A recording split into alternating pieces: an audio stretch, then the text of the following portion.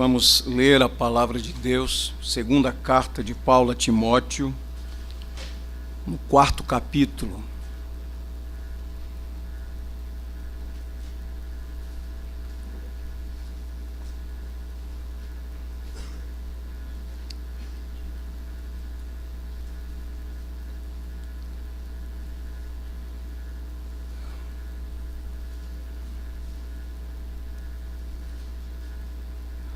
Segunda carta de Paulo a Timóteo, no 4º capítulo, nós vamos ler os primeiros 2 versículos. Eu gostaria de ler com você. Leiamos em uníssono esses 2 versículos. Vamos lá. Conjuro-te perante Deus e Cristo Jesus, que há de julgar vivos e mortos, pela sua manifestação e pelo seu reino. Prega a palavra, insta, quer seja oportuno, quer não, corrige, repreende, exorta com toda longanimidade e doutrina. Amém. Que o Senhor, em sua graça, nos ilumine e aplique a sua palavra ao nosso coração. Antes da pregação, queria orar ainda, e eu queria que você orasse comigo agora. Eu queria citar 3 nomes de irmãos nossos. Uma é Ana Ruth, precisa da bênção de Deus. Ela submeteu-se a uma cirurgia nesta semana, possivelmente terá que submeter a um outro procedimento ainda hoje ou amanhã. Vamos rogar a sua bênção sobre ela. Queria que você colocasse também os nomes do presbítero Márcio Gueiros e de uma de suas noras, Manuela. Questão de saúde também, e por toda a família, a graça do Senhor. Ore comigo agora por essas vidas e vamos apresentar essas pessoas queridas perante o Eterno Todo-Poderoso.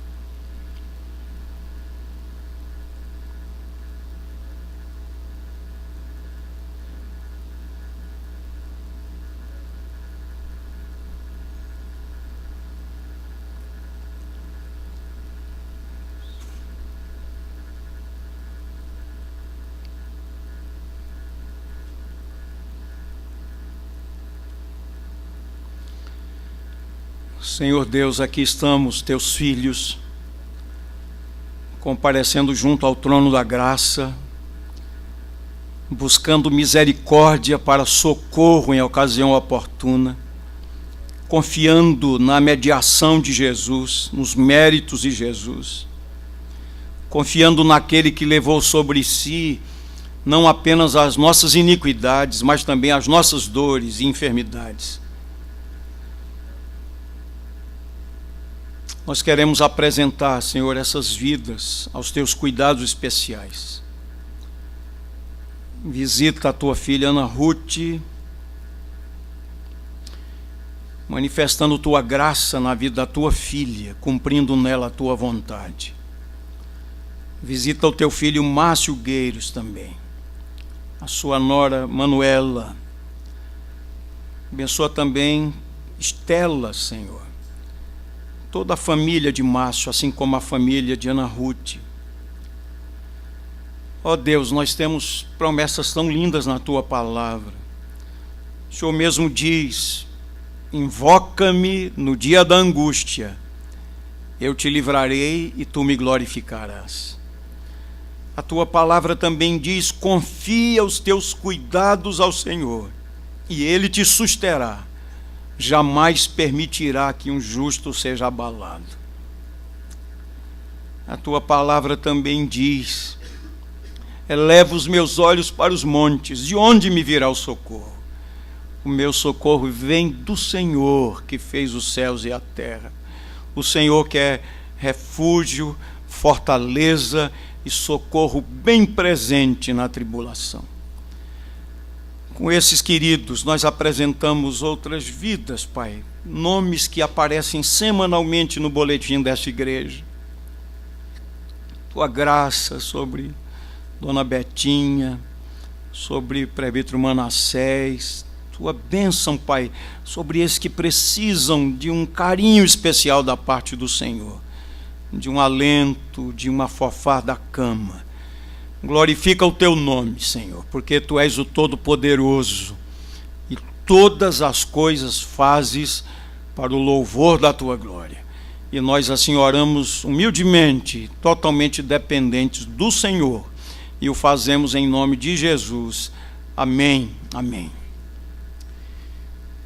Queridos, nos abençoados dias em que estivemos em Bonito, no encontro da família, primeira igreja, nas oportunidades que estivemos ministrando nesta epístola de Paulo a Timóteo, a segunda epístola. Pregamos no capítulo 1 e no capítulo 3.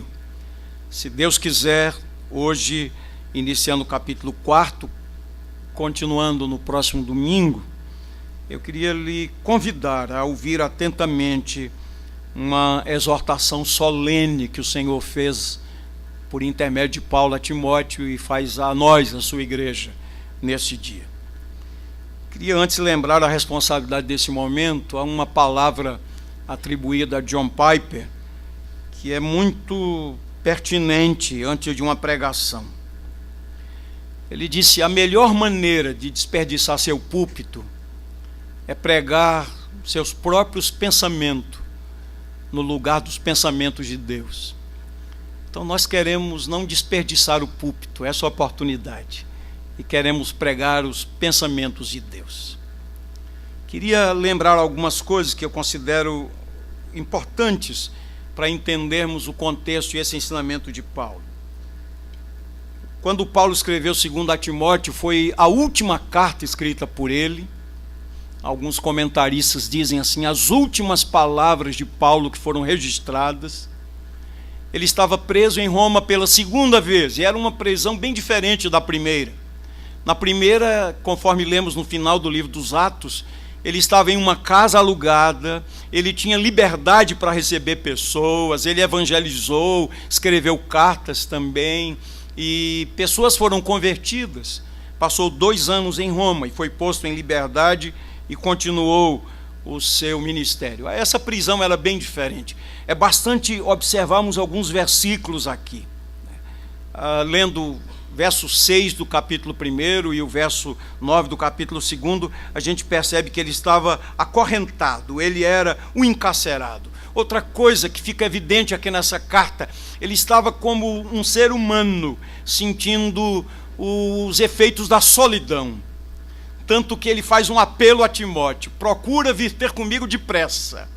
E ele diz: apressa-te, procura viajar antes do inverno, quando as viagens se tornavam mais difíceis e mais perigosas.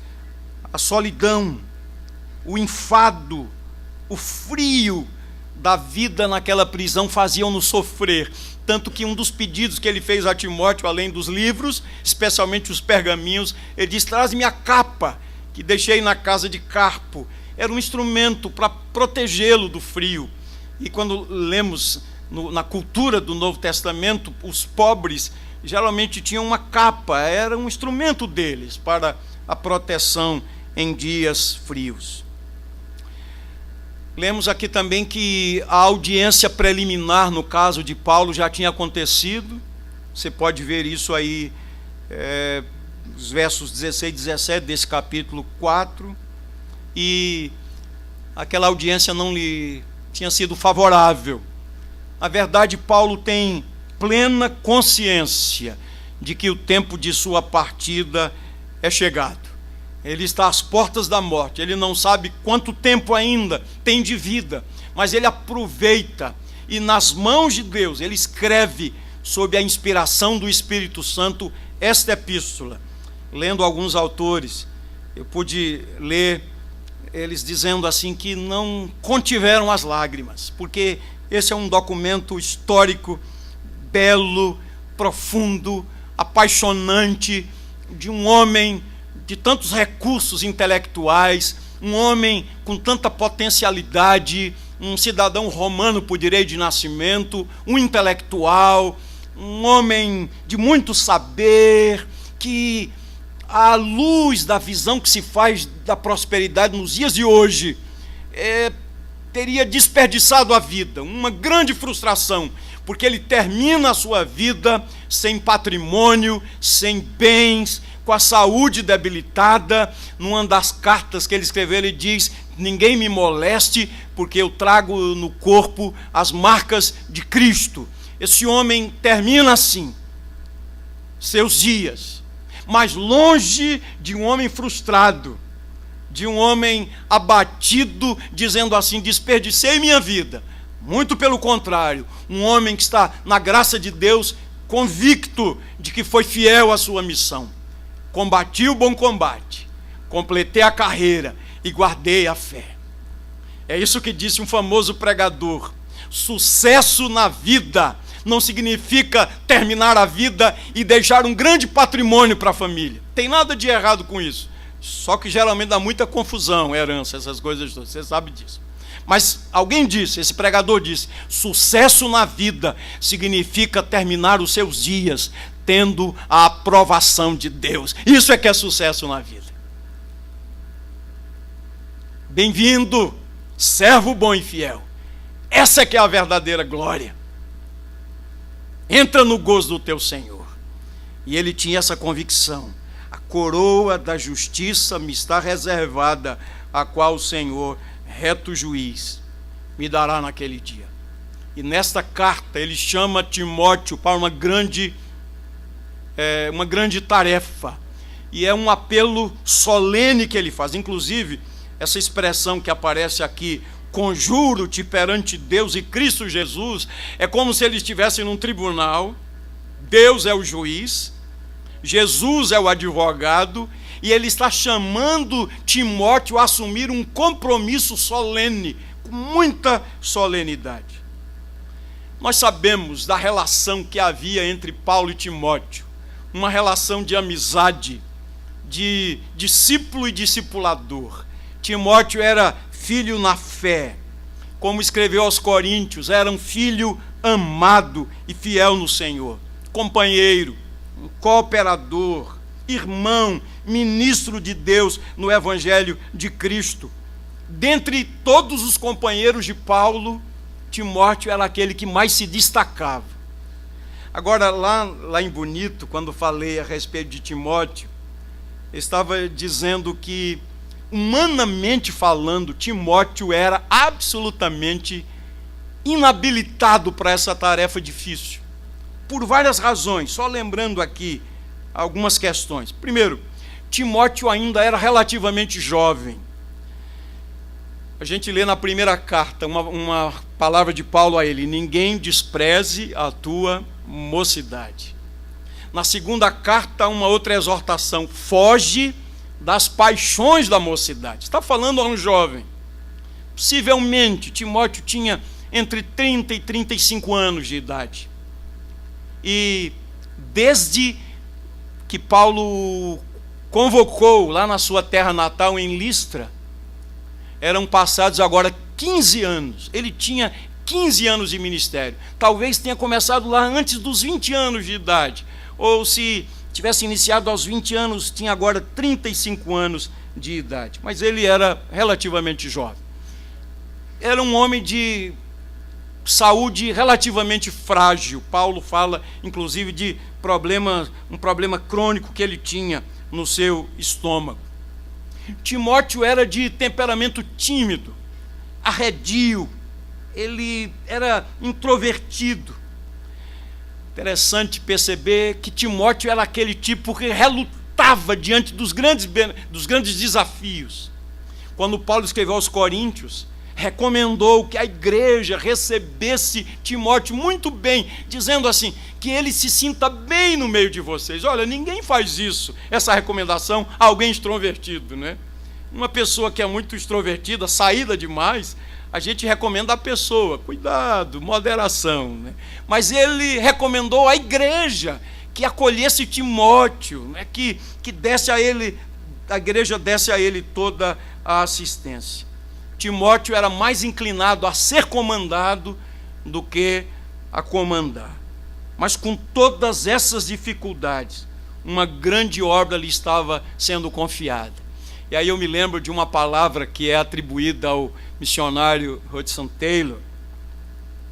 Ele disse assim: não são os grandes homens que transformam o mundo, mas sim os fracos e pequenos nas mãos de um grande Deus. E foi verdade na vida de Timóteo, que teve um ministério tão abençoado, apesar de suas limitações, suas fragilidades, mas nas mãos de um grande Deus, uma grande obra foi feita para o louvor da glória de Deus. Então, queridos, nós temos essas palavras escritas por Paulo antes do seu martírio. Eu queria então pensar com vocês duas verdades do texto, nesses dois versículos. Primeira verdade, uma exortação solene. Essa exortação foi feita a Timóteo e é feita a nós, na presença de Deus e de Cristo Jesus, que há de julgar os vivos e os mortos por sua manifestação e por seu reino. Eu exorto solenemente: pregue a palavra, esteja preparado a tempo e fora de tempo, repreenda, corrija, exorte com toda a paciência e doutrina. Li agora a versão NVI. Qual é a exortação solene? A exortação é: prega a palavra. O que Paulo estava exortando Timóteo é que ele pregasse a palavra. Que palavra? A palavra de Deus. Essa a exortação, a palavra de Deus, as boas novas de salvação aos pecadores. Interessante, fazendo um estudo, o apóstolo Paulo chama a palavra de Deus, capítulo 1, verso 14, de o depósito. Depois, no capítulo 4, verso 3, de sã doutrina. No verso 4, de a verdade. No 7º versículo, de a fé. E no capítulo 3, falando das Sagradas Escrituras, dizendo, lembrando a Timóteo que ele aprendera as Sagradas Escrituras desde a tenra infância, ele diz com muita convicção: toda a Escritura é inspirada por Deus e útil para o ensino, para a repreensão, para a correção, para a educação na justiça, a fim de que todo homem seja perfeito, maduro e perfeitamente habilitado para toda boa obra.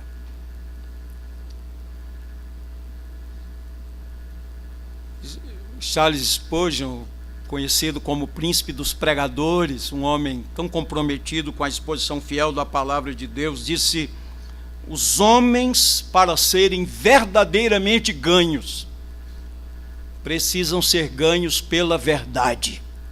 Os homens, para serem verdadeiramente ganhos, precisam ser ganhos pela verdade.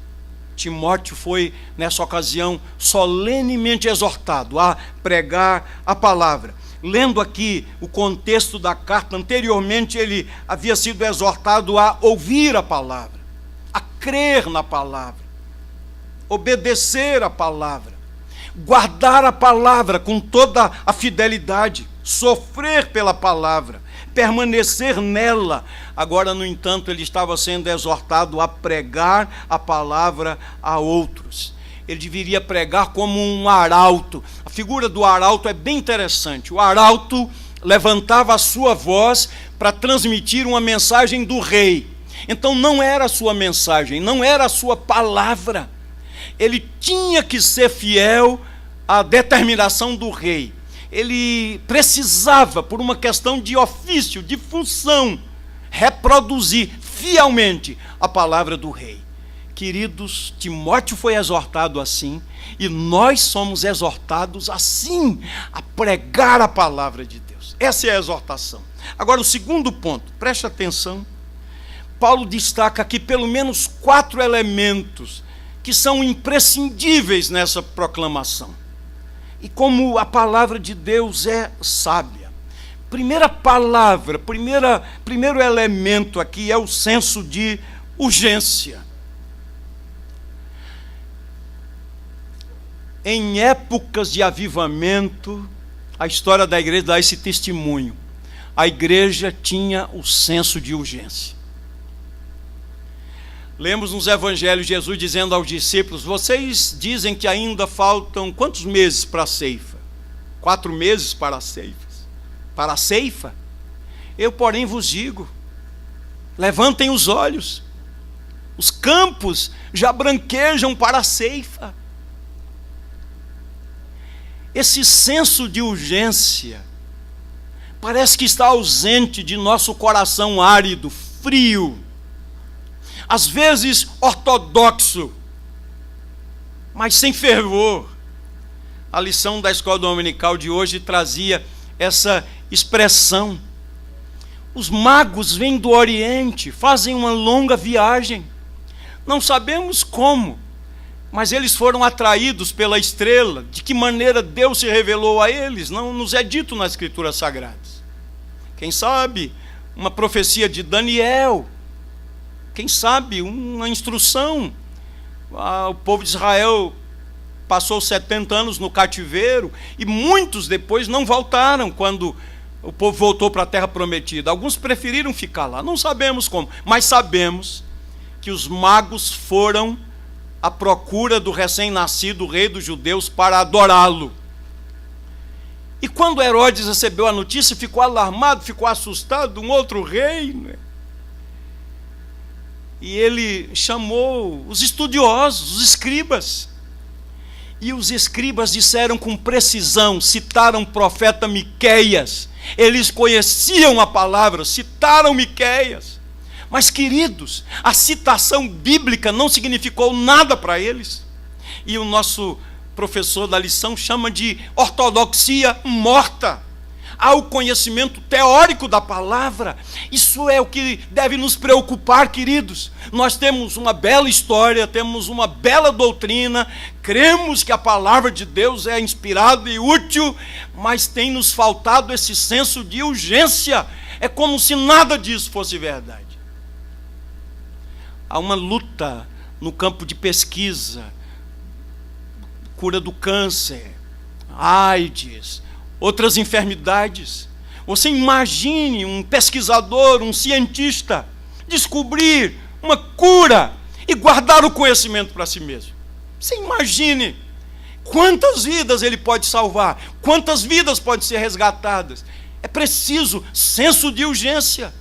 Às vezes, você sabe disso, a burocracia atrapalha, interrompe. Alguns produtos poderiam já estar no mercado e com muitas facilidades, mas há várias burocracias, por irresponsabilidades, falta de sensibilidade. Mas, obviamente, que há um senso de urgência. Estava lendo há algum tempo um autor, ele dizia isso no prefácio, ele estava escrevendo um livro, estava trabalhando no livro, trabalhando na sua própria casa. E dizia à família, à esposa: não posso ser interrompido por nada, qualquer telefonema, qualquer coisa, vocês atendam, mas eu tenho que me concentrar aqui, eu tenho um prazo para entregar o livro, tal. E ele se devotava àquela atividade, àquela função. Até o dia quando a sua esposa chega assustada lá no seu escritório para dizer que sua filhinha havia desaparecido. E naquele exato momento o escritor abandonou o seu trabalho, o seu livro, por uma questão de urgência. Minha filha desapareceu, e isso é importante demais, eu não posso agora adiar, eu preciso procurar, saber onde ela está. Senso de urgência. É isso que Paulo está dizendo aqui pelo Espírito de Deus. Prega a palavra, insta, quer seja oportuno, quer não. Literalmente, a palavra grega que aparece aqui significa estar de prontidão, estar disponível, é a palavra. Mas aqui, segundo o ensino de Paulo, o sentido é de insistência, o sentido é de urgência. É essa a ideia.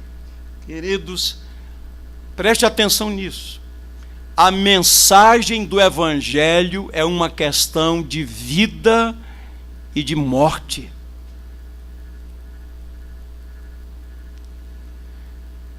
Já ouvimos relatos assim de alguém que se converteu, que trabalhava ao lado de um crente, né? E se converteu, e depois foi reclamar com um crente: eu trabalho há quantos anos com você, você nunca me falou dessas verdades, né? Porque você não me visse antes, porque você não me livrou antes da vida que eu levava. A ideia aqui, queridos, é de insistência e de urgência. A mensagem do Evangelho é questão de vida ou morte. Porque o Evangelho legítimo do Senhor Jesus, a palavra viva de Deus, anuncia a situação do pecador aos olhos de Deus. É essa a mensagem do Evangelho. Anuncia a situação do pecador aos olhos de Deus. E diante do Deus Santo, a situação do pecador não é nada boa. Ele está debaixo da ira de Deus. Ele está morto em delitos e pecados. Ele está debaixo de condenação. Mas também o Evangelho fala da ação salvadora de Deus através da morte e da ressurreição de Cristo. Essas são as boas notícias, queridos. Deus estava em Cristo reconciliando o mundo consigo. O Filho do Homem veio para buscar e salvar o que se havia perdido. Os sãos não precisam de médico, e sim os doentes. Disse Jesus: eu não vim chamar justos, mas pecadores ao arrependimento. Então o Evangelho mostra a realidade, a situação do pecador aos olhos de Deus, mas também fala da ação salvadora de Deus através do Senhor Jesus, sua morte perfeita, completa, única, de uma vez para sempre. Ele satisfez a justiça de Deus, mas também a sua ressurreição. E o Evangelho traz consigo um chamado ao arrependimento. Olhe para os Evangelhos. Como foi que João Batista começou a pregar? O reino de Deus está perto. Arrependei-vos. Quando Jesus começou o seu ministério, arrependei-vos. É chegado o reino de Deus. Quando o Espírito Santo desceu sobre a igreja no dia de Pentecostes, Pedro se levantou com os outros apóstolos, pregou a palavra de Deus, falou da verdade de Deus. Esse Jesus a quem vós crucificastes, Deus o ressuscitou e o fez Senhor e Cristo. A mensagem foi tão impactante que Pedro foi interrompido. Os que ouviam disseram: senhores, que faremos para sermos salvos? E a palavra foi: arrependei-vos, para que sejam cancelados os vossos pecados. Queridos, a mensagem do Evangelho é da maior seriedade, é uma questão de vida e de morte. Veja, não se pode tratar dessas coisas com frieza, com apatia, com descaso, com indiferença. A palavra diz: a tempo e fora de tempo, prega a palavra, insta, quer seja oportuno, quer não. Essa expressão, quer seja oportuno, quer não, não é uma licença à inconveniência. Não é isso que o texto está dizendo. Quer seja oportuno, quer não, a ideia aqui é o seguinte: mesmo que isso venha a custar o seu sacrifício, a sua própria vida, mesmo que lhe seja inconveniente, sejam as circunstâncias favoráveis ou não, pregue a palavra. E eu li algo que eu achei tão oportuno para dizer hoje à noite. O autor dizia assim: aqueles que esperam pelo momento certo arriscam perder oportunidades que nunca mais virão. Ele concluía dizendo: ninguém sabe quanto tempo temos à nossa disposição. O remorso caminha sempre atrás de nós, nunca à nossa frente. Eu devia ter falado, eu devia ter pregado, eu devia ter aproveitado a oportunidade. O remorso sempre vem atrás de nós, nunca à nossa frente. Senso de urgência. Deus, dá-nos a graça de acordarmos. Dá-nos a graça de acordarmos. Acordar-nos. Dá-nos a graça de termos um coração avivado. Dá-nos a graça de não nos acostumarmos com o sagrado. E você que está aqui no santuário, você que está nos assistindo agora, você que está desviado dos caminhos do Senhor, está longe dos caminhos do Senhor, você que está tentando viver com um pé no mundo, um pé na igreja, você que está fazendo da vida cristã um faz de conta, brincando com a graça de Deus, eu quero lhe dizer que o que Jesus fez na cruz foi muito sério. O justo, o que nunca cometeu um só deslize, um só pecado, dolo algum se achou em sua boca, ele se fez pecado por nós. Você vai continuar zombando a graça de Deus, você vai continuar cuspindo no rosto de Cristo. Eu lhe chamo hoje, em nome de Jesus, a deixar o mundo, a deixar os seus compromissos com o mundo, a romper definitivamente com o mundo e a servir ao Senhor de coração, a voltar para a casa do Pai. Tire essa roupa imunda de podridão desse mundo. Saia desses caminhos tortuosos, em nome de Jesus, e volte para a casa do Pai. Porque o Pai é tão amoroso. Jesus contou isso naquela parábola do filho pródigo. E ele conta a parábola do filho pródigo porque, olhe no início de Lucas 15, estava ele sendo censurado pelos escribas e fariseus, porque ele comia e recebia os publicanos e os pecadores. E aqueles religiosos tão enfatuados, tão cheios de si mesmos, tão vaidosos, tão arrogantes e tão perdidos, não conseguiam compreender a missão do Messias. E Jesus contou a parábola da dracma perdida para dizer de uma mulher que perdeu uma moeda, tinha 10, mas ela diligentemente procura, varre a casa, e quando ela encontra, chama suas amigas para celebrar. Achei a minha dracma perdida. Ou o pastor que tem 100 ovelhas, uma desapareceu e ele deixa as 99 que estão guardadas e vai diligentemente procurar a perdida, e quando a encontra, coloca sobre os ombros e se alegra.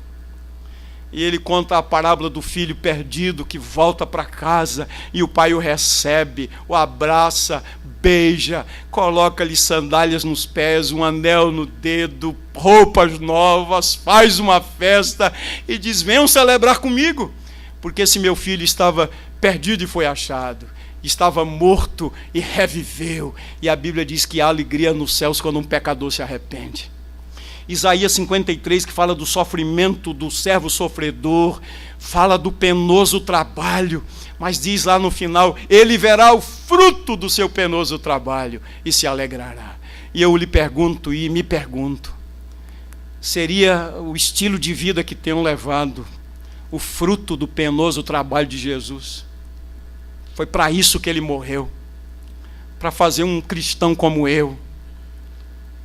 Foi esse o preço que ele pagou, para fazer de mim um cristão mundano,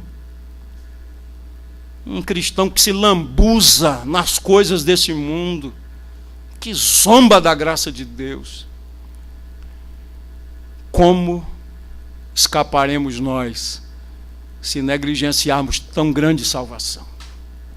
Hoje, se ouvirdes a sua voz, não endureçais o vosso coração. Hoje é o dia de salvação, em nome de Jesus. Senso de urgência. Segundo lugar, um outro elemento: habilidade, sabedoria. A palavra de Deus deve ser proclamada. E veja aqui o que é que ele diz: ora corrigindo, ora repreendendo, ora exortando. A palavra de Deus é útil. Ela repreende, ela corrige, ela restaura, ela conduz à maturidade. A gente usa às vezes na igreja a palavra admoestação. Às vezes a gente não atenta bem para o significado de admoestação. Até no processo de disciplina eclesiástica, um dos passos é a admoestação. E admoestar nada mais é do que o convencimento. Mas convencer o outro, não com argumentos humanos, mas convencer o outro com a palavra de Deus. Levá-lo ao arrependimento, usando a palavra de Deus. Então, sabedoria.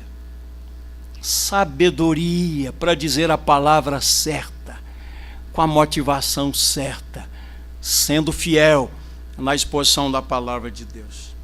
Terceiro elemento, a paciência. Vejam que a mensagem é urgente, porém a proclamação deverá ser com paciência. Estava pensando, enquanto estudava, alguns aspectos, né? Deus não nos chamou para forçar a decisão de ninguém.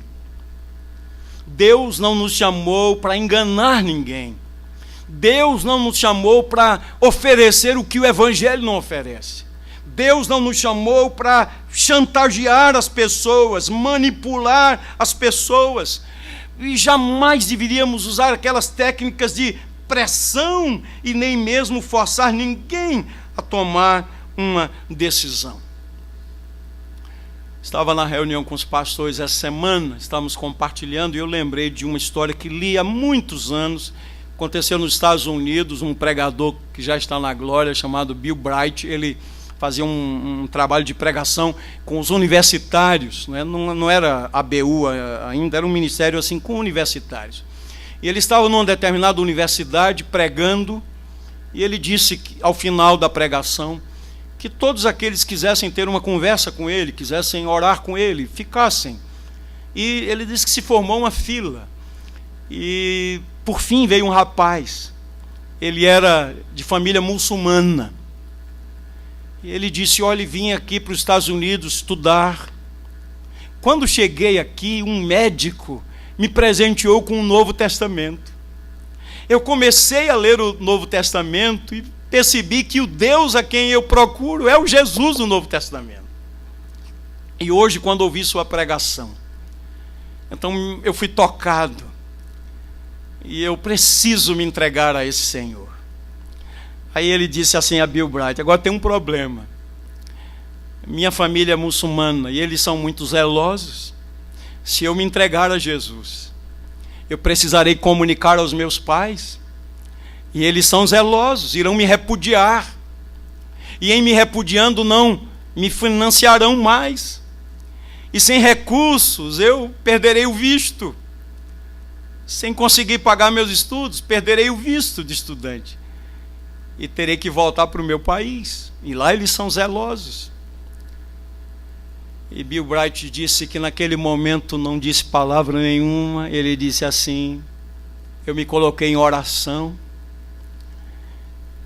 Ele disse: Deus não me chamou para forçar a decisão de ninguém. Deus me chamou para pregar o Evangelho. E depois de alguns minutos de silêncio, o moço quebrou o silêncio dizendo: eu estou pronto. E ali ele entregou a sua vida ao Senhor Jesus. Paciência. A nossa responsabilidade é a de proclamar com fidelidade a palavra de Deus. Os resultados da proclamação são da responsabilidade do Espírito Santo. É o Espírito Santo quem convence do pecado, da justiça e do juízo. É o Espírito Santo quem ilumina os olhos do coração. É Ele quem aplica os efeitos da obra de Cristo. É Ele quem chama. Quanto a nós, nos compete esperar pacientemente na sua obra. Às vezes tem alguns crentes que se vangloriam, gostam muito de discutir. Discuti com fulano, coloquei fulano numa situação difícil, fiz a pergunta e ele ficou lá numa saia justa. Queridos, Deus não nos chamou para colocar ninguém em saia justa. Deus não nos chamou para constranger ninguém. Deus nos chamou para pregar o Evangelho. E nem para bater boca, discutindo e sair de lá, ganhei o debate. Sim, e daí? Deus não nos chamou para ganhar debate. Eu gosto muito dessa palavra aqui no capítulo 2, no verso 24, que diz assim: ora, é necessário que o servo do Senhor não viva a contender, e sim deve ser brando para com todos, apto para instruir e paciente, disciplinando com mansidão os que se opõem, na expectativa de que Deus lhe conceda não só o arrependimento para conhecerem plenamente a palavra de Deus, mas também o retorno à sensatez, livrando-se eles dos laços do diabo, tendo sido feitos cativos por ele, para cumprirem a sua vontade. Paciência. E o quarto e último elemento, queria chamar aqui de um conteúdo consistente, um conteúdo sólido. Timóteo foi chamado a pregar a palavra e a ensinar a palavra, e a expressão aqui com toda a doutrina. Com toda a doutrina. O apóstolo Paulo falava assim com muita autoridade. Veja comigo rapidamente, terminando já, Atos dos Apóstolos, capítulo 18.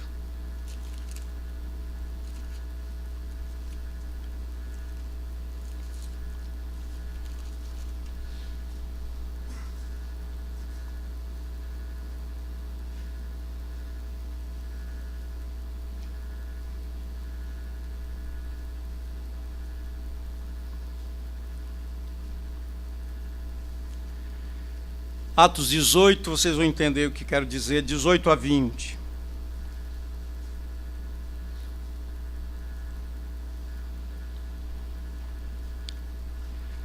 Paulo, havendo permanecido ali alguns dias, por fim despedindo-se dos irmãos, navegou para a Síria, levando em sua companhia Priscila e Áquila, depois de ter raspado a cabeça em Cencreia, porque tomara voto. Chegados a Éfeso, deixou-os ali. Ele, porém, entrando na sinagoga, pregava aos judeus, rogando-lhe eles que permanecesse ali algum tempo, não acedeu. Agora, Atos 20. Paulo não tinha como ficar ali naquela ocasião, mas deixou esse casal precioso, Áquila e Priscila. Atos 20, quando Paulo está se despedindo dos presbíteros de Éfeso, lá em Mileto. Vou ler a partir do verso 17. Atos 20, 17. De Mileto mandou a Éfeso chamar os presbíteros da igreja. E quando se encontraram com ele, disse-lhes: vós bem sabeis como foi que me conduzi entre vós em todo o tempo, desde o primeiro dia em que entrei na Ásia, servindo ao Senhor com toda a humildade, lágrimas e provações que pelas ciladas dos judeus me sobrevieram, jamais deixando de vos anunciar coisa alguma proveitosa, e de vos ensinar publicamente, também de casa em casa, testificando tanto a judeus como a gregos o arrependimento para com Deus e a fé em nosso Senhor Jesus Cristo. E agora, constrangido em meu espírito, vou para Jerusalém, não sabendo o que ali me acontecerá, senão que o Espírito Santo, de cidade em cidade, me assegura que me esperam cadeias e tribulações. Porém, em nada considero a vida preciosa para mim mesmo, contanto que complete a minha carreira e o ministério que recebi do Senhor Jesus para testemunhar o evangelho da graça de Deus. Agora eu sei que todos vós, em cujo meio passei pregando o reino, não vereis mais o meu rosto. Portanto, eu vos protesto no dia de hoje, que estou limpo do sangue de todos, porque jamais deixei de vos anunciar todo o desígnio de Deus. Paulo está dando esse testemunho. Em seu ministério, ele pregou fielmente a palavra de Deus. Essa expressão com toda a doutrina, todo o conselho de Deus, todo o desígnio de Deus, a fiel pregação do Evangelho. Por 3 anos ali em Éfeso, ele fez isso, ora publicamente, às vezes de casa em casa, às vezes até com lágrimas, exortando a cada um. Que chamado precioso o Senhor nos faz. Terminando, queridos. A exortação a Timóteo é dirigida a nós também.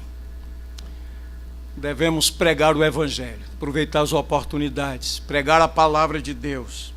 Que Deus nos dê senso de urgência, que Deus nos dê habilidade, que Ele nos dê paciência e que Ele nos dê a graça de sermos fiéis à proclamação do Evangelho com toda a doutrina. Que aplicações poderíamos fazer? Porque eu creio que tudo está tão claro aqui, conforme a instrução de Paulo. Primeira aplicação que eu queria destacar aqui é que essa palavra é um chamado à fidelidade. Todos nós somos chamados à fidelidade.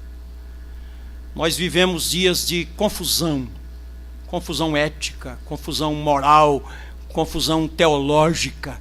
Coisas absurdas têm sido feitas em nome do Senhor Jesus. Tem nada a ver com Ele.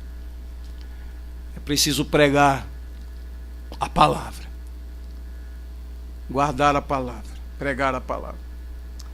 Segunda aplicação é confiar no poder da palavra.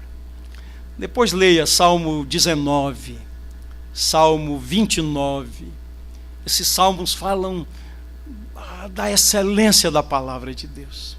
A lei do Senhor é perfeita e restaura a alma. O testemunho do Senhor é fiel e dá sabedoria aos simples.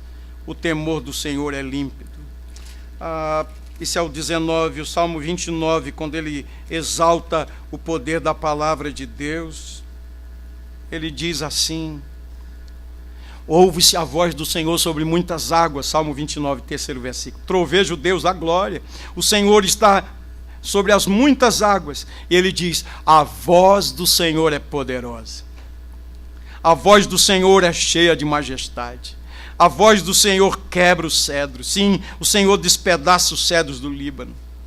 A voz do Senhor despede chama de fogo. A voz do Senhor faz tremer o deserto. A voz do Senhor está registrada aqui na sua santa palavra. E por fim, nós precisamos confiar no ministério poderoso do Espírito Santo. É Ele quem nos dá poder, quem nos dá autoridade, quem ilumina, na certeza, como escreveu Isaías, a palavra de Deus não voltará vazia. Aquele que tem ouvidos, pois ouça a palavra de Deus. Amém.